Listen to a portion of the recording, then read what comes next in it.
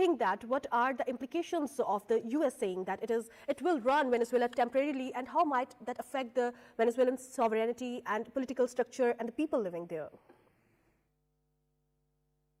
I don't know why Huma, we are surprised about this. This is the history is repeating itself. We have seen it time and again. One idea, my idea could be that we are surprised because we have created so much hope toward the global south, and we have internalized this idea that unipolar moment has gone. So neither this act has any legality, it has no legal backing. Kidnapping a sovereign electedly democratically elected president from his house, there could be no legal justification, and America has no legal right to do that to a neighboring country, or to any country for that matter. So, but why should we discuss the legalities? I mean, what's legal? What's happening around us? Is it something legal in Gaza? Is there anything legal in Russia-Ukraine war? So there is nothing legal. So this is the old rule-based order where rules are being set by the Western worlds, and those rules have to be followed by the rest of the world.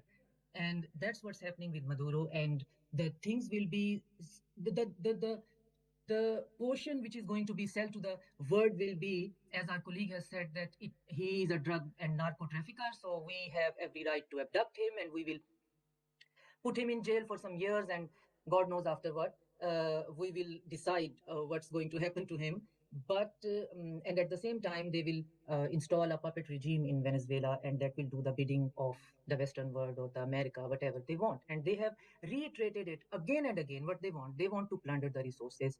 So I'm just thinking about, since like when this incident has happened, that why I am so shocked. I have seen that with Muammar Gaddafi. I have seen that with Saddam Hussein. I have seen that with recently with Bashar al-Assad. So why this is so surprising for me? Because maybe I have put so much hope in China or Russia, and I think that is the trial for the global South and the countries who are claiming to be the world now multipolar. And this is the trial for China.